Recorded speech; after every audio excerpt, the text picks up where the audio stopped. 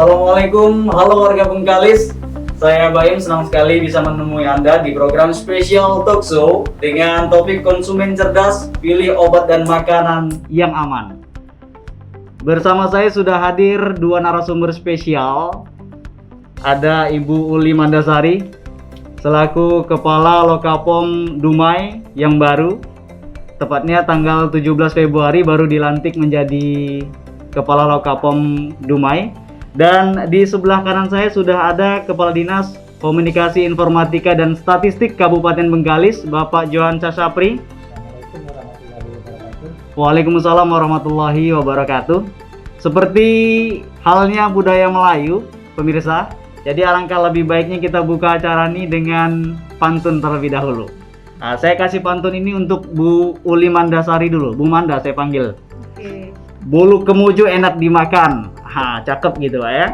Bolu kemuju enak dimakan bersama dengan teman. Selamat datang kami ucapkan di Bengkalis Negeri Junjungan. Wow, mantap. Nah, bukan cuma untuk Bu Manda aja nih, khusus untuk Pak Johan juga ada pantunnya. Enak sungguh durian Bantan. Sebelum dimakan harus dikupas. Kita akan berbincang dengan Pak Johan, orangnya ramah, berwawasan luas. Wah. Baik.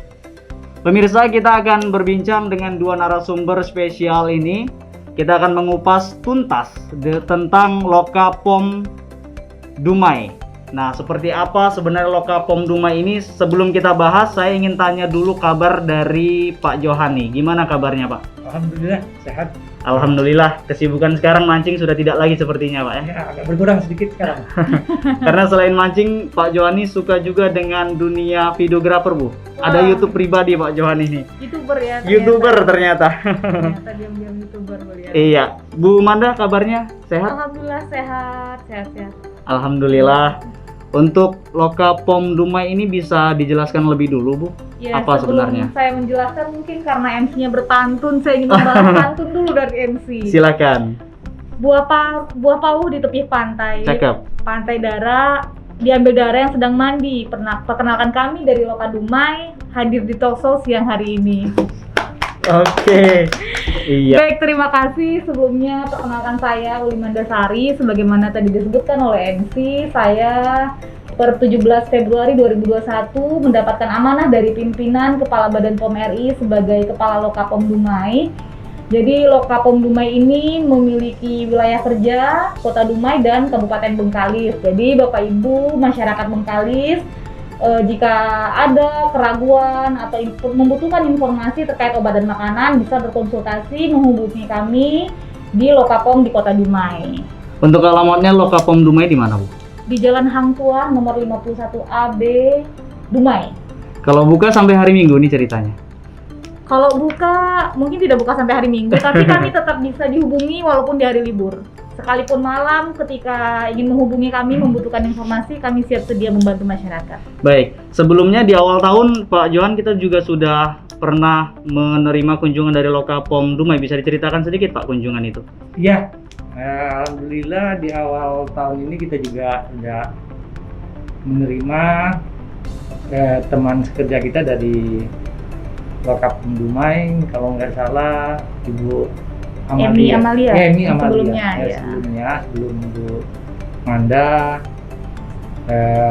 bersilaturahmi. Bagaimana kira-kira kita membangun sebuah kolaborasi, membangun sebuah sinergi dalam rangka menjadikan masyarakat kita, ya, masyarakat yang memiliki wawasan menjadi konsumen, menjadi komunitas konsumen yang cerdas, khususnya dalam persoalan makanan dan obat sebagaimana disampaikan oleh Ibu Manda tadi. Artinya ini adalah tindak lanjut dari pertemuan awal kemarin Pak ya? Ya, boleh dikatakan demikian bahwa memang di awal ada kesepakatan ya bahwa pergantian pimpinan di Loka Dumai tidak menjadikan rencana kolaborasi kita, rencana sinergi kita terhenti. Sekali lagi terima kasih kepada Bu Manda dan pada kesempatan ini yang bisa hadir bersama-sama. Ya, sebuah awal yang bagus tentunya di kepemimpinan Ibu Manda. Ya, bisa dikatakan menjadi role model untuk di lokal Loka Dumai Bu ya. Amin, amin. Semoga bisa menjadi panutan yang baik, Iya. menjadi contoh yang baik, dan juga memberikan manfaat yang besar bagi masyarakat di Kota Dumai dan Kabupaten Bengkalis. Iya, tadi disebut bahwa wilayah kerja Loka POM Dumai ini Bengkalis dan juga Dumai. Iya, Begitu. Kalau di Dumai untuk wilayahnya itu hanya di daratan, sementara di Bengkalis ini lebih kompleks begitu Bu ya. iya, Ada benar, daratan, ada daratan. pulau. Iya, benar-benar. Tadi saya juga sudah bertemu dengan Bapak Asisten 2, beliau juga sudah menyampaikan dukungan kepada kami di Loka POM Dumai terkait pengawasan, pembinaan, terlebih nanti untuk mungkin dari Ibu Bupati nanti akan menjadikan UMKM menjadi target prioritas untuk memajukan dan meningkatkan perekonomian masyarakat. Nah, nanti kami dari Loka POM Dumai bersedia untuk memberikan bimbingan, pendampingan kepada masyarakat yang ingin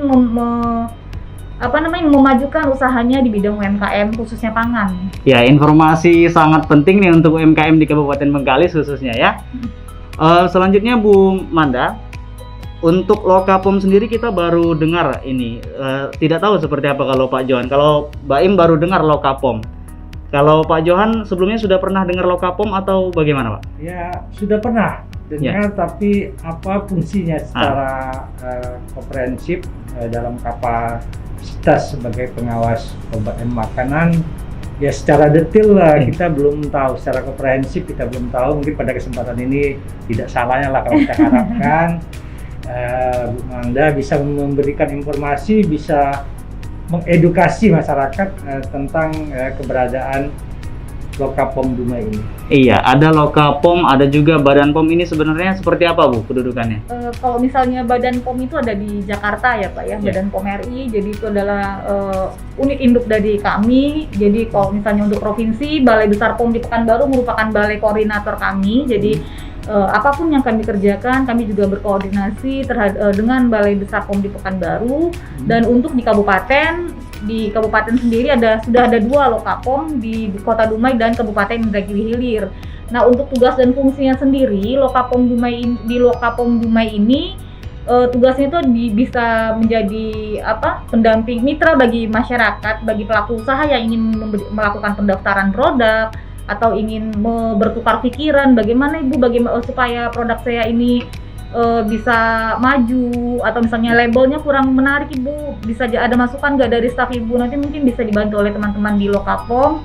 Terus nanti mungkin sekarang Badan POM sedang menginisiasi gebiar UMKM. Jadi UMKM andalan kabupaten kota biasanya nanti akan kami daftarkan ke Badan POM, nanti secara nasional akan dievaluasi. Jadi kalau misalnya UMKM-nya bisa dinaikkan kelasnya, berdaya saing, nanti bisa kami usulkan ke Badan POM. Nah, selain itu petugas dari Loka POM ini juga selain memberikan pendampingan kepada UMKM ataupun masalah pelaku usaha kosmetik, pangan, dan lain sebagainya, juga melakukan inspeksi terhadap sarana-sarana seperti puskesmas, rumah sakit, apotik, toko obat.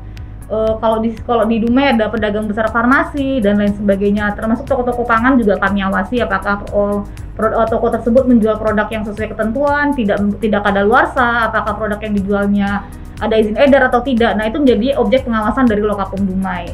Artinya masyarakat khususnya pelaku UMKM yang ingin sampai detail, tadi saya dengar ada logo juga, ada penandaan label. Ya, labelnya itu bahkan bisa juga di Loka POM Dumai untuk konsultasi bagaimana logo yang bagus begitu ya. Bisa nanti konsultasi dengan petugas kami akan berikan pendampingan. Misalkan kan biasa kalau kita di Bengkalis mungkin kita akan memberikan menonjolkan kearifan lokal kita ya Pak, ya mungkin dengan motif pucuk rebungnya, nanti mungkin kita yang menarik, nanti mungkin akan ada masukan, apalagi sekarang kan banyak milenial juga ya, kebetulan di kantor kami juga banyak milenial Pak, jadi sama dengan tempat Bapak ya Pak ya, banyak milenialnya, jadi banyak ide-ide menarik yang bisa ditonjolkan nanti, dikeluarkan nanti.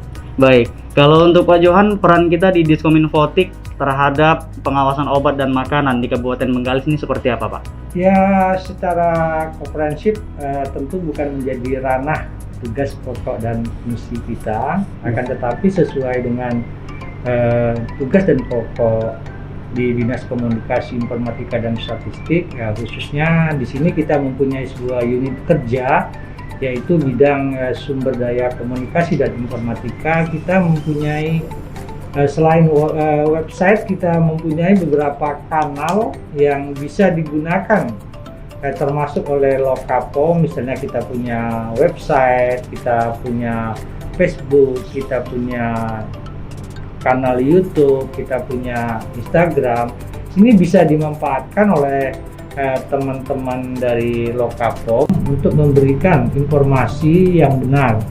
Ya, dapat dijadikan sarana oleh teman-teman dari Lokapom Dumai untuk memberikan edukasi masyarakat ya terkait mungkin tentang apa yang disampaikan oleh Bu Manda tadi ya, termasuk mungkin misalnya ada obat yang berbahaya yang mungkin ada di peredaran, dan juga ada makanan mungkin yang berbahaya, atau lebih dari itu bagaimana memilih makanan, memilih obat yang baik dan benar sesuai dengan ketentuan yang ada. Jadi kita siap membantu, siap bersinergi, memberikan pengetahuan kepada masyarakat sehingga memang masyarakat kita menjadi konsumen yang cerdas, konsumen yang bisa memilih, ya, konsumen yang mungkin boleh dikatakan tidak suka terhadap barang-barang atau produk-produk yang ilegal. Iya, kalau soal makanan nih memang kita biasa cenderung melihat makanan dari segi kemasan saja ini biasanya Bu ya. Tak lihat pula bagaimana kadaluarsanya dan izin-izin lain sebagainya sebagai masyarakat umum, apalagi kita di desa-desa Bu. Memang sangat jarang sekali mengecek yang namanya hal-hal yang tadi disebutkan oleh Pak Johan. Program yang dimiliki oleh Lokapom Dumai tadi sedikit sudah Ibu sampaikan, dan Pak Johan juga menyiapkan diri dan terbuka untuk berkolaborasi begitu Pak ya dengan Lokapom Dumai. Nah, ke depan Bu dengan Kominfo ini apa yang akan dilakukan oleh Lokapom Dumai? Saya sangat menyambut baik ide usulan dari Bapak, dan terima kasih juga untuk penerimaannya dari Dinas Kominfotik Kabupaten Bengkalis. Mungkin kedepannya nanti bisa kita atur waktu, misalnya dalam per bulan kita akan membahas hal-hal yang menarik, apa yang sedang viral menjadi trending topik di masyarakat. Nanti kita akan diskusikan bersama-sama, sehingga ini bukan kegiatan yang pertama dan terakhir ya. Mudah-mudahan ini adalah pertama dan akan berlanjut seterusnya. Iya, kalau pertama dan terakhir nih saya yang sedih nih ya. Baru muncul langsung hilang nih. Ditinggal pas lagi sayang-sayang. Aduh, sakit banget. Iya. Baik, pemirsa, Anda penasaran kan dengan hal yang sekarang sedang viral? Apa itu vaksinasi? Nah, ini yang perlu kita tanyakan mumpung ada Kepala Lokapom Dumai yang juga paham dengan hal itu. Vaksinasi sendiri bagaimana pendapat Ibu? Vaksin ini kalau misalnya dari segi manfaatnya mungkin akan sangat bermanfaat ya, sangat bermanfaat, karena ini membentuk, walaupun tidak semua masyarakat kita divaksin, mungkin yang bersangkutan memiliki penyakit bawaan, komorbid atau bagaimana yang tidak memungkinkan beliau untuk divaksin, tapi ketika kita yang dalam keadaan sehat dan memenuhi ketentuan pada saat screening untuk divaksin, saya sangat menganjurkan agar divaksin saja. Karena apa? Karena ini untuk membentuk herd immunity. Jadi walaupun ada beberapa orang, misalnya orang tua kita di rumah tidak vaksin, atau anak kita yang itu tidak vaksin tapi kita divaksin, berarti kan kita dalam tubuh kita sudah ada antibodi untuk menolak virus COVID. Artinya vaksin aman dan halal begitu ya? Halal. Memang betul-betul aman dan halal. Benar, kalau tidak Badan POM tidak akan mengeluarkan izin edarnya Pak. Siap. Pak Johan sudah divaksin? Alhamdulillah, secara pribadi ya kami sudah divaksin, bahkan sudah 2 kali. Oh, ya. 2 kali? Ya, udah tahap terakhir ya? Udah dapat sertifikat Bapak ya? Iya, udah dapat sertifikat. Jadi sama dengan Ibu Amanda tadi, kita berharap kepada masyarakat Kabupaten Bengkalis khususnya untuk tidak takut di vaksin COVID-19. Ini dalam rangka membentuk kekebalan komunitas. Ya, semakin banyak masyarakat kita yang mendapat vaksin, maka kemungkinan ya terjangkitnya COVID-19 di daerah kita akan semakin kecil. Dan tentu kita berharap pandemi ini segera berakhir. Amin. Bukan hanya di daerah kita, tapi juga di seluruh dunia ya Pak? Ya, di negara kita dan di seluruh dunia. Iya, dalam diam ternyata udah 2 kali divaksin Pak Johan ya. Iya. Iya, kalau Ibu sudah? sudah nanti rencananya di tanggal 17 mendatang vaksin tahap 2. Tahap kedua yang mudah-mudahan lancar Amin. dan efeknya sangat positif untuk tubuh tentunya ya. Amin, amin. Kita balik ke pengawasan obat tadi, Bu. Di Bengkalis khususnya, apakah sudah dilakukan pengawasan? Sudah, kami sudah melakukan pengawasan. Objek pengawasan BPOM itu kan yang menjadi payung hukumnya Ya. pada saat ini masih Undang-Undang Kesehatan Nomor 36 Tahun 2009. Jadi yang menjadi objek pengawasan itu adalah yang termasuk ke dalam sediaan farmasi. Nah, sediaan farmasi ini adalah obat tradisional, kosmetika, dan suplemen kesehatan. Jadi yang diawasi oleh petugas Lokapom Dumai di Kabupaten Bengkalis yaitu obat tradisional, suplemen kesehatan, dan kosmetika. Nah, untuk obat sendiri, Lokapom Dumai melakukan pengawasan ke puskesmas, rumah sakit, klinik, ke toko obat, dan lain rumah sakit, terus nanti ke toko kosmetik juga, ke toko jamu, terus nanti ke gym, yang kalau ada gym di sini biasanya nanti diperiksa juga. Karena apa? Karena gym juga kadang ada obat-obat untuk ini Suplemen membentuk ya, badan begitu ya, ya. suplemen untuk membentuk badan. Nah, itu juga Iya. menjadi objek pemeriksaan oleh petugas Lokapom. Nah, selain melakukan pemeriksaan terhadap sarana, petugas-petugas lokal juga melakukan sampling terhadap produk yang ditemukan di lapangan. Misalnya pada saat memeriksa apotik, ada obat yang dalam pedoman samplingnya, Badan POM sendiri menerbitkan pedoman sampling obat-obat apa saja yang harus disampling di Ya. masing-masing provinsi. Di setiap provinsi di Indonesia itu berbeda-beda. Jadi nanti ketika disampling, nanti biasanya petugas Lokapom Dumai ini akan mengirimkan ke Balai Besar POM di Pekanbaru untuk dilakukan pengujian, karena Loka sendiri sampai saat ini belum memiliki laboratorium, Pak.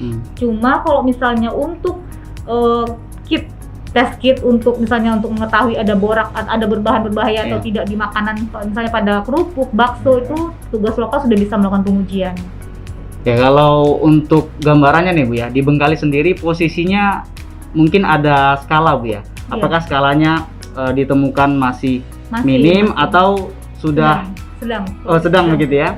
Jadi tapi mudah-mudahan nanti ke depannya bisa ditekan ya, sudah tidak menggunakan produk ilegal lagi, sudah masyarakat Bengkalis kami harapkan cerdas, menjadi konsumen yang cerdas, bisa melindungi diri sendiri, bukan karena melindungi diri itu bukan tugas pemerintah aja ya. Pelaku usaha juga mempunyai tanggung jawab, pemerintah mempunyai tanggung jawab, dan masyarakat sendiri juga bertanggung jawab kepada dirinya sendiri untuk kesehatan dia juga gitu. Baik, biasanya kalau Pak Johan belanja apa saja yang dicek, Pak? Ya, pada tahap ini ya setidaknya ada dua yang harus kita lakukan. Pertama, kita lihat kemasannya. Ya, jadi kemasannya kalau dia mungkin penyot misalnya, itu tidak langsung kita tidak akan beli karena ada risiko mungkin bahan di dalamnya sih ya sudah terkontaminasi dengan bakteri atau hal-hal lain yang dapat memberikan pengaruh buruk terhadap tubuh kita. Yang kedua yang selalu dilakukan untuk melihat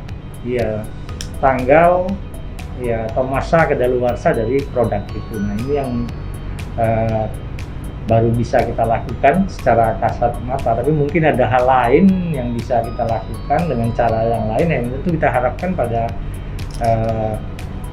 Ibu Manda dari Lokapom bisa mengedukasi. Saya rasa masyarakat Bengkalis, termasuk kami pribadi, hanya baru bisa melakukan sebagai konsumen yang boleh dikatakan untuk menuju konsumen yang cerdas itu baru bisa melakukan dua hal itu. Gitu. Iya. Yang paling mudah kasat mata begitu ya. Kasat mata kita lakukan. Walau demikian memang tadi yang seperti saya sampaikan di awal bahwa memang sangat jarang kita mengecek kadaluarsa begitu ya. Hanya sebatas melihat foto udah enak, nampaknya langsung sikat gitu ya. Tidak jamur. Tidak jamur, langsung sikat. Begitu dalam perut baru berjamur kan. Iya, seperti apa sebenarnya Bu? Untuk menjadi konsumen cerdas itu bagaimana Bu? Sebenarnya Badan POM sendiri punya tagline ceklik. Jadi cek kemasan, label, izin edar, dan kedaluarsa. Nah, yang pertama itu yang dicek adalah kemasan, betul yang seperti Pak Johansah tadi sampaikan, kemasan itu apakah masih utuh, tidak rusak, tidak berubah warna. Kalau misalnya kaleng tidak penyok, karena apa? Ketika kaleng sudah penyok itu biasanya bakteri sudah mulai hidup di dalamnya. Nah, mungkin masih tidak lupa ya dalam ingatan kita sarden yang penyok itu sudah sempat menjadi viral kan di kita. Nah, ternyata proses penyimpanan itu tidak sesuai ketentuan. Terus selain itu kita juga harus memeriksa label dari kemasan itu, apakah ada izin edarnya, apakah ada produsennya. Produsen ini harus jelas. Kenapa? Karena ketika produsen tidak berani mencantumkan nama produsen dan alamatnya lengkap, berarti produsen tersebut tidak berani bertanggung jawab terhadap produk yang diedarkan. Jadi ini memang perlu.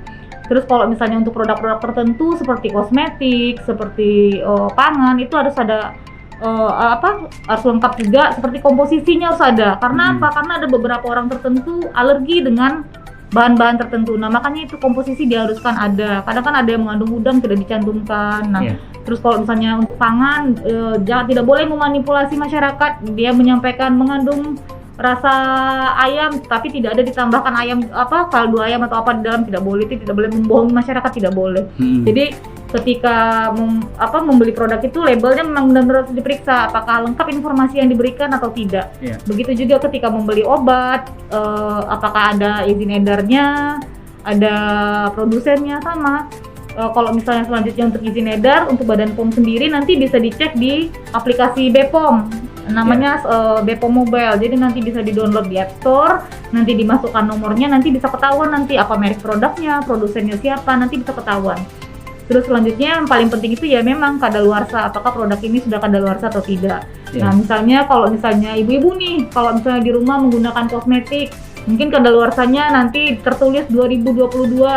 Tetapi untuk kosmetik terkadang di belakangnya itu ada logo 6M misalnya. Jadi walaupun dia belum kadaluarsa, berarti 6 bulan setelah dibuka produk itu sudah tidak boleh digunakan lagi. Jadi memang ada aturan-aturan khusus dalam penggunaan produk-produk yang dalam pengawasan Badan POM ini. Iya, kode-kode ini termasuk agak sulit juga dipahami masyarakat, Pak ya. Ada beberapa kode yang harus dimiliki oleh produsen. Masing-masing produk beda-beda. Kalau misalnya untuk makanan MD untuk makanan dalam negeri, ML untuk makanan impor. Kalau misalnya obat tradisional ada TI dan TR, TI untuk impor dan TR untuk produk dalam negeri. Untuk kosmetik itu ada notifikasi kosmetik misalnya NA 18, kalau kode 18 itu untuk produk Indonesia. NA 32 nih biasanya nih masyarakat nih Bengkalis kan dekat dengan Malaysia ya. NA 32 itu untuk produk dari Malaysia. Kalau misalnya untuk obat kan biasanya obat DKL untuk obat keras. Nah, obat keras ini harus diperoleh dari apotik, tidak boleh dibeli dari toko obat, toko kelontong, tidak boleh tidak diperkenankan, dan itu juga harus menggunakan resep dokter. Dan masih banyak lagi aturan-aturan yang terkait ini. Yang paling mudah untuk masyarakat mengetahui bahwa ini layak dipakai kosmetik khususnya Bu ya, saya soroti itu. Tadi soal 6M itu berarti 6 bulan sebelum? 6 bulan setelah dibuka. Misalnya kosmetik ini ada nggak? Ini nggak ada. Nggak ada ya? Misalnya ada bedak, di bedak itu nanti ada gambar yang kebuka itu ada 6M. Berarti walaupun dia kadaluarsa 2022, dibuka pada bulan Maret 2021 ini, berarti 6 bulan dari Maret ini berarti sampai September masih bisa digunakan dengan baik. Nah, berarti di Oktober sebaiknya tidak digunakan lagi produknya. Sekarang juga lagi musim dan tren ini belanja online nih Pak. Jadi kalau Pak Johan sendiri belanja online nih bagaimana Bapak cara belanja online-nya gitu? Beli alat pancing ya Pak ya? Memang pernah tapi tidak begitu sering. Tidak begitu sering dan sejauh ini belum ada persoalan. Tapi saya rasa yang lain melakukan belanja online menghadapi persoalan misalnya barang yang diterima tidak sesuai dengan selalunya.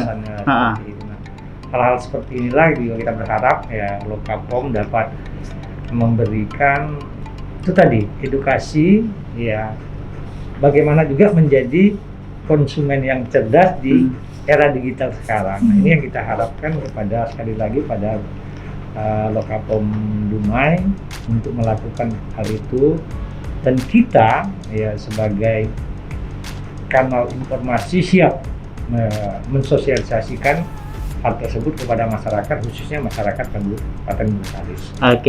Untuk belanja online sendiri Bu, dari Lokapom Dumai ada nggak trik dan tips agar masyarakat kita belinya itu benar-benar tepat dan sesuai gitu loh? Ada sih sebenarnya. Ini kan memang karena masa pandemik ya, Pak ya. Karena kan memang masyarakat malas keluar karena takut terjangkit virus atau bagaimana. Jadi merasa online ini adalah cara praktis untuk mendapatkan produk. Nah, Badan POM sendiri telah menerbitkan aturan Peraturan Kepala Badan Nomor 8 Tahun 2020 yang mengatur pelaku usaha yang melakukan jual beli obat dan makanan secara online. Nah, selain itu petugas-petugas Lokapom Dumai dan seluruh UPT yang ada di seluruh Indonesia ini juga melakukan sampling membeli produk yang dijual secara online untuk diuji di laboratorium masing-masing balai. Nah, untuk triknya mungkin ya seperti tadi yang saya sampaikan, ceklik, dan mungkin kan pada saat kita menggunakan belanja di Shopee, Lazada atau marketplace lainnya, bisa mungkin chatting dulu dengan penjual. Kalau misalnya mereka memang bertanggung jawab, mereka pasti akan mau ya menyampaikan apakah produk yang mereka jual itu ada izin edarnya, kadaluarsanya masih jauh, terus mereka harus memastikan ketika sampai kepada konsumen produk tidak rusak. Nah, kalau kita harus meyakinkan dulu bahwa penjual yang kita hubungi itu adalah benar-benar adalah penjual yang bertanggung jawab. Dan jangan lupa itu nanti saldonya juga harus harus ada biar bisa bekerja. Kita ditawar-tawar taunya nggak ada uangnya, nggak ada, udah nawar-nawar ya kan. Apalagi kalau ditanya dijawab ya. Taunya nggak jadi beli. Nggak jadi beli, aduh. Tapi itu resiko penjual memang begitu Bu biasanya ya. Nanti dia bikin status. Nggak boleh baper sih sebenarnya. Tapi ya memang harus ceklik. Ceklik ini perlu kita tekankan ke masyarakat bahwa ceklik itu adalah singkatan ternyata. Klik itu adalah K-nya kemasan, label, L-nya label, kemudian I-nya izin edar, dan K-nya kadaluarsa. Ini yang sangat-sangat perlu masyarakat ketahui. Kita kudu cek klik sebelum membeli produk ya, baik obat maupun makanan. Nah, ini soal yang sering terjadi di lapangan ini. Mungkin Pak Johan juga barangkali pernah menemui hal yang seperti ini. Kita beli barang, ya Pak ya, kita pergi ke satu toko, kemudian ditengok kadaluarsanya lewat pula dah. Biasanya kalau Pak Johan nih mengetahui kadaluarsa yang udah lewat tuh apa yang dilakukan? Yang pertama membatalkan. Jadi kalau pribadi menginginkan sebuah produk, misalnya terutama makanan dalam kaleng misalnya, kita melihat itu sudah kadaluarsa, itu biasanya hanya sebatas membatalkan, tidak jadi membeli. Jadi kalau di toko ini kadaluarsa, kita coba cari di tempat jualan yang lain. Hanya sebatas itu yang bisa kita lakukan. Iya. Jadi kalau sebenarnya Bu, apa yang harus dilakukan oleh masyarakat ketika mengetahui satu produk itu kadaluarsa? Ya pasti tidak usah dibeli, walaupun dia kalau sudah terbeli sudah sampai di rumah berarti tidak digunakan ya Pak ya untuk keamanannya. Nah, untuk para pelaku usaha juga saya ingatkan ketika melakukan kerjasama dengan supplier, misalnya supplier makanan atau apa, faktur pembelian jangan lupa disimpan. Karena apa? Ketika produk ini rusak atau apa, pasti kan mereka nanti bisa mengganti biasanya ya Pak ya, karena bukti mereka bertanggung jawab. Jadi faktur pembelian, jadi kita harus memastikan bahwa pengadaan dari barang-barang yang kita jual itu berasal dari sumber yang resmi dan bertanggung jawab. Perlu nggak kita langsung katakan kepada penjualnya begitu, ini sudah kadaluarsa gitu? Apakah itu perlu dilakukan? Tidak apa-apa, tidak masalah. Karena apa? Karena produk yang mereka jual adalah mereka juga bertanggung jawab terhadap produk yang mereka jual gitu. Kalau mereka tidak sampai hati untuk menyampaikan begitu Pak ya, mungkin kadang-kadang kan agak sungkan menyampaikan ini kadaluarsa gitu. Apalagi kalau sempat ada hutang. Ngutang di toko itu nggak mungkin dibilang kan? Iya. Jadi pengaduannya itu kemana Bu? Mungkin bisa yang paling dekat mungkin ke dinas kesehatan dulu kalau misalnya, karena Lokapom kan masih di Dumai ya Pak ya. Ataupun bisa juga menyampaikan pengaduan ke balai Lokapom di Kota Dumai di nomor telepon 0813 7231 5669. Jadi nanti bisa dihubungi via WhatsApp atau menghubungi media sosial Lokapom Dumai, ada Facebooknya, ada Instagramnya. Dengan nama Facebooknya apa Bu? Kantor Bepom Dumai. Kantor Bepom Dumai. Ya. ID-nya, kemudian Instagram sama. Jadi bisa diadukan ke sana. Bisa. Nanti dikirimkan pesan saja. Karena kan kami juga harus melindungi pelapor ya Pak ya. Jadi tak dihukum pelapornya Bu ya? Tidak, jadi cukup dikirimkan pesan, kami akan melindungi pelapor, tidak akan kami sampaikan siapa yang melaporkan. Karena ada kode etiknya juga kan juga. Jadi jangan melanggar kode etik ya kata Ustaz Somad. Kode etik. Iya baik. Jadi kalau untuk pengawasan di marketplace ya, karena orang juga menganggap begini Pak Johan, bahwa Diskominfotik itu ilmu teknologinya sangat tinggi di situ gitu loh. Apakah Diskominfotik juga mengawasi obat dan makanan khususnya yang dijual di online gitu Pak? Pada prinsipnya tidak sampai ke sana. Ranah kita untuk terlibat dalam konteks pengawasan ini. Tapi sekali lagi kita bisa membantu teman-teman, khususnya bukan hanya dari perangkat daerah yang ada di lingkungan pemerintah Kabupaten Bengkalis, termasuk dari Lokapom Dumai ini ya, untuk mengedukasi masyarakat, sekali lagi untuk memberikan pemahaman, untuk memberikan informasi yang baik dan benar bagaimana menjadi konsumen yang tidak dirugikan oleh produsen. Oke. Kalau untuk izin edar sendiri Bu, bagaimana pengawasannya Bu untuk izin edar nih yang dilakukan oleh POM Lokapom Kota Dumai seperti apa?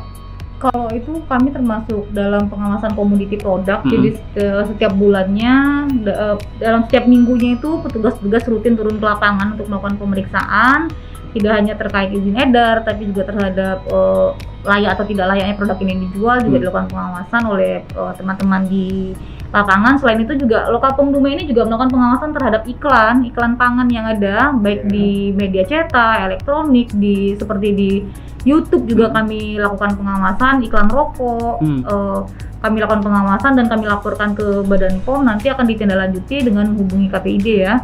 Dan juga kalau misalnya untuk produk-produk yang dijual secara online yang tidak memenuhi ketentuan, biasanya bersurat ke Badan POM, nanti Badan POM melalui Badan POM akan menyurati ke Kominfo untuk melakukan take down terhadap website tersebut yang menjual produk tanpa izin edar ataupun yang merugikan masyarakat. Jadi kalau untuk memblokir situs-situs ini memang di kita nih tugasnya Pak Johan? Ya, sebenarnya bukan di kita dalam konteks kabupaten, itu menjadi kewenangan dari pemerintah pusat. Iya. Jadi tapi kita bisa memberikan masukan. Makanya dengan adanya hal ini tadi, sekali lagi kita berharap teman-teman dari Lokapom Dumai, Bu Anda khususnya, itu memberikan informasi ya, untuk bersinergi, ya, berkolaborasi dengan kita, sekali lagi untuk memberikan informasi yang benar, apa yang menjadi hak konsumen dan apa yang menjadi kewajiban konsumen, sehingga tidak dirugikan oleh produsen. Tidak tertutup kemungkinan ada produsen yang nakal gitu ya. Iya. Jadi bukan anak-anak aja yang nakal nih, kadang-kadang penjual juga ada yang nakal nih Bu ya, dan perlu diawasi. Apakah semua obat dan makanan itu wajib ada izin edarnya Bu? Kalau untuk obat ya harus ada izin edarnya, tapi untuk obat ini ada beberapa kategori ya, seperti obat vaksin kemarin kan itu masuk EUA, Emergency Use Authorization, jadi obat-obat keadaan darurat ya, dikeluarkan izin edarnya, itu diperkenankan. Kalau misalnya untuk SARS, obat-obat misalnya untuk obat-obat SARS yang dari luar negeri yang hanya dalam jumlah kecil, nanti juga bisa diuruskan izinnya ke Badan POM, Special Access Scheme namanya, nanti ada aturannya. Dan kalau misalnya obat-obat yang diproduksi di dalam negeri ataupun obat-obat yang impor secara rutin diproduksi di luar negeri, itu harus ada izin edarnya. Kategori obat itu apakah jamu ya? Jamu yang sangat lengkap. Obat tradisional. Jamu tidak termasuk berarti ya? Kalau obat, berarti kan obat itu kan obat yang kita minum biasa kan ya. Kalau jamu itu yang misalnya yang di pondok jamu, yang misalnya obat buyung ayam, agak susah ya, nggak boleh nyebutkan merek ya Pak ya. Nanti bisa kayak saya endorse. Obat tradisional harus ada izin edarnya, tapi kalau jamu gendong enggak. Cuma itu nanti perlu pembinaan dari dinas kesehatan supaya tidak menggunakan bahan berbahaya, hygiene sanitasinya diperhatikan. Kalau begitu juga dengan pangan juga ada aturannya. Untuk pangan-pangan industri rumah tangga itu perizinannya di pemerintah daerah. Kalau misalnya untuk produk-produk yang kemasan dengan risiko tinggi, sedang seperti AMDK, frozen food, itu izinnya di Badan POM. Tapi kalau misalnya keripik, kayak lempu, itu masih izinnya di pemerintah daerah. Misalnya seperti tahu di Bengkalis nih, di Wonosari ada tempe Pak, produksi tempe Pak ya. Kalau tempe tidak ya, termasuk karena cuma 1 hari ya izinnya. Dia 7 hari ke bawah memang. Jadi perlu pendampingan dari teman-teman kami, mungkin perlu pendampingan juga bagaimana terkait hygiene sanitasinya, menjaga kebersihannya pada saat mengolah produksi, terus pada saat pengemasannya bagaimana, mungkin perlu dilakukan pendampingan juga. Nanti mungkin bisa diminta data kali ya Pak ya, supaya kita bisa sama-sama bekerja. Iya, jadi spesifiknya Bu, untuk tadi kan kita menyinggung tentang UMKM begitu ya. Dan olahan di Bengkalis ini juga termasuk cukup banyak untuk olahan pangannya. Jadi harus dijelaskan pula ke masyarakat kita. Yang diawasi oleh Lokapom Dumai ini makanan dalam bentuk apa, kemudian yang diawasi oleh pemerintah daerah ini yang bagaimana begitu, ciri-cirinya begitu Bu? Apakah misalnya kayak tadi ada keripik, memang pemerintah daerah full, Pemerintah daerah. izinnya mereka ke pemerintah daerah, Iya. berarti kalau begitu mereka tidak bisa konsultasi ke Lokapom Dumai dong? Kalau sekedar konsultasi boleh diperkenankan, cuma yang berwenang untuk menerbitkan izinnya itu pemerintah daerah. Karena nanti kan kita sudah dibagi kewenangan ya Pak ya, menurut Undang-Undang Nomor 23 itu kami sudah dibagi bagi apa sebenarnya kewenangan pemerintah daerah dan apa kewenangan dari pemerintah pusat. Nah, jadi karena udah ada pembagian kewenangan inilah, makanya yang untuk pangan-pangan yang tidak terlalu beresiko rendah yang hanya untuk industri rumahan itu ditangani oleh pemerintah daerah, dan untuk seperti makanan AMDK, roti kaleng yang sudah menggunakan teknologi canggih itu izin daerah dari Badan POM. Ya berarti kalau seperti halnya Lebaran Pak, biasanya kalau puasa, ini puasa Bengkalis identik dengan banyaknya pedagang, gitu Pak ya. Kalau Pak Johan sendiri belanja Takjil. selama puasa takjil begitu, itu sering juga Pak? Sering. Ya kalau dikatakan sering mungkin bahkan sampai setiap hari gitu ya. Sampai berakhirnya puasa Iya, gitu. sampai puasa. Itu Bapak memperhatikan juga nggak layak dan tidak layaknya dikonsumsi? Ya pertama ya tentu kita perhatikan ya secara kasat mata gitu, secara kasat mata kita lihat gitu, kita melihat ya mungkin faktor kebersihan dalam penjualannya. Kalau ada yang dalam bentuk kemasan kita lihat juga kemasannya, ya, sehingga kalau secara detail memang kita tidak bisa melihatnya, tapi setidak-tidaknya ya karena ada pengetahuan dikit, misalnya kalau dia menggunakan pewarna yang sangat pekat, mencolok, kita cenderung tidak membeli takjil yang demikian. Ada kecenderungan, walaupun mungkin tidak, tetapi berdasarkan informasi yang sering kita dapat, ada kemungkinan besar apabila menggunakan pewarna yang mencolok itu bahaya bagi kesehatan. Iya, mohon dikuatkan Bu Manda, bagaimana seharusnya masyarakat kita nih memilih makanan, terutama di saat bulan puasa ini banyak sekali beredar mau makanan. dekat puasa ini ya. Iya, mau dekat nih memang. Ini memang tadi pada saat pertemuan dengan Kepala Dinas Perdagangan dan Perindustrian dan Dinas Kesehatan juga kami sudah sepakat nanti di bulan Ramadan kami akan melakukan kegiatan turun bersama. Mungkin nanti teman-teman dari Kominfo ya Pak ya bisa melakukan peliputan juga terhadap kegiatan kami. Kami akan melakukan pengawasan terhadap pangan jajanan buka puasa, takjil, apakah memenuhi ketentuan atau tidak. Biasanya itu yang menggunakan pewarna dilarang itu yang rodamin yang biasa digunakan untuk tekstil, kan itu bisa berdampak menyebabkan kanker ya Pak ya. Terus misalnya bakso, tahu yang menggunakan boraks, formalin pada mie. Nah, nanti itu juga akan menjadi objek pengawasan kami. Kami dari Lokapom akan membawa test kit untuk langsung menguji langsung di depan penjual, karena ini memang harus kita perlihatkan ya kepada penjualnya. Kita nanti kalau biar tidak ada salah paham, jadi di depan penjual langsung kita tes produknya, kita sampling, kita beli produknya, kita langsung uji. Ketika ditemukan positif, mudah-mudahan tidak ada yang menggunakan produk berbahaya di Bengkalis ini. Nanti ketika ditemukan akan kita lakukan pembinaan bersama Dinas Kesehatan. Nah, selain itu mungkin juga nanti akan melakukan pengawasan terhadap parcel. Kan nanti kan biasa kalau lebaran banyak yang ngasih parcel juga kan Pak ya. Nah, jangan pastikan produk-produk yang ada dalam parcel ini adalah produk-produk yang memiliki izin edar. Nah, ini jadi perhatian juga buat kita. Jangan sampai nanti produk-produknya karena udah dibungkus ternyata tanpa izin edar atau bahkan kadaluarsa di dalamnya. Nah, ini kan merugikan nanti yang nerima lah, kenapa sih dikasih produk kadaluarsa, nanti niat baiknya nanti malah bersangka ya Pak ya. Jadi, senang di awal, sakit kemudian Bu ya. Dapat senang tapi begitu dilihat wah kadaluarsanya ternyata lewat. Iya, sebenarnya izin edar yang sering ditemukan itu apa aja produknya Bu? Kalau misalnya yang tanpa izin edar? Iya, tanpa izin edar. Kalau misalnya untuk obat tradisional yang lagi booming itu kayak pil tupai itu dari negara tetangga ya, yang masih sangat banyak diminati oleh masyarakat. Sih tidak tahu kenapa, padahal sebenarnya itu mengandung bahan kimia obat yang kita tidak tahu berapa banyak obat yang dimasukkan ke dalam produk tersebut, karena obat ini kan obat yang dimasukkan itu adalah obat keras. Nah, obat keras ini kita semua tahu kalau obat keras itu harus ada dalam pengawasan dokter, jadi tidak boleh digunakan secara serampangan. Terus ada juga seperti produk tawon kelanceng untuk obat tradisionalnya itu banyak, misalnya ada yang rasanya badannya pegel-pegel, linu, ketika minum obat itu berasa langsung segar. Nah, itu yang memberikan efek-efek secara instan ini perlu kita curigai. Kenapa? Karena tidak mungkin kan akan secara instan begitu saja. Karena apa? Karena biasanya itu mengandung dexamethasone yang pada akhirnya nanti bisa menyebabkan keropos tulang.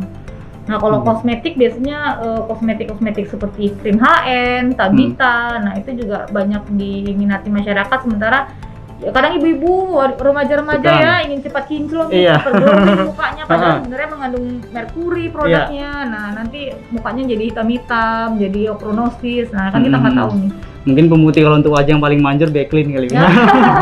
Air wudhu. Saya setuju itu. Ya, artinya memang masyarakat harus benar-benar jeli begitu ya. Iya, benar. Tapi dari beberapa yang disebutkan oleh Ibu tadi yang sering ditemukan izin edarnya tidak boleh begitu ya. Saya memang tidak pernah mendengar itu. Begitu. Jadi mudah-mudahan di Bengkalis ini memang tidak ada, Pak ya. Ya mudah-mudahan kita berharap, tapi ya dengan apa yang disampaikan oleh Bu Mandati kemungkinan itu ada. Ya kemungkinan itu ada, dan hal seperti inilah yang kita harapkan Lokapom Dumai bisa memanfaatkan berbagai media informasi publik yang ada di tempat kita untuk menyampaikan hal tersebut gitu ya. Apalagi yang dikatakan Bu Manda tadi kan Bengkalis itu merupakan daerah perbatasan yang memang banyak produk-produk ya dari negara tetangga di tempat kita yang masyarakat ya tidak tahu bahwa sebenarnya itu berbahaya bagi kesehatan. Sekali lagi ya tentu kita berharap pada Lokapom yang menjadi kewenangannya sekali lagi untuk memanfaatkan seluruh potensi sarana untuk penyampaian informasi publik ini dengan sebaik-baiknya, dan kita akan buka, akan keran, kita siap bekerja sama, kita sangat welcome ya. Alhamdulillah kalau hal-hal seperti ini dapat segera ditindaklanjuti dalam waktu dekat, terutama menyampaikan terhadap beberapa produk-produk obat yang dikatakan oleh Bu Manda tadi kepada masyarakat. Tidak tertutup kemungkinan hari ini ada masyarakat kita yang tengah mengkonsumsinya, tengah mengkonsumsinya, sehingga dengan adanya informasi-informasi seperti ini ke depan ya berhenti. Baik. Ya kita takutkan maksudnya mau sehat, tapi nyatanya menjadi sakit ya. Sakit. Iya. Saya setuju sekali dengan Pak Johan, dan mudah-mudahan dengan kolaborasi antara POM Lokapom Dumai dengan Kominfo yang sudah mulai ada titik temunya nih Pak, karena sebelumnya belum pernah ketemu ini. Ini semakin memaksimalkan pengawasan obat dan makanan di Kabupaten Bengkalis. Amin. Dan perlu diingat juga pemirsa bahwa yang disampaikan oleh Bu Manda tadi harus jangan sampai tergiur dengan iming-iming cepet gitu loh, instan gitu ya. Jadi minum ini langsung jer. Jadi kayak Baim mau ganteng, minum ini langsung ganteng, nggak mungkin. Ngimpi namanya langsung gitu. Ngimpi jadinya. Iya, artinya jangan mudah percaya dengan yang instan. Bahkan mie instan sendiri tidak instan, Pak ya. Iya. Mesti tunggu dulu beberapa menit ya. Baik, kita sudah sampai di penghujung kebersamaan, pemirsa. Saya ingin mendengar closing statement dari Kepala Dinas Komunikasi Informatika dan Statistik Kabupaten Bengkalis. Silakan Pak Johan. Baik, terima kasih. Kita berharap sekali lagi apapun produk yang dikonsumsi, khususnya mungkin makanan dalam kemasan dan obat-obatan, apabila ragu terhadap segala sesuatu, kami berharap masyarakat mencari informasi pembanding.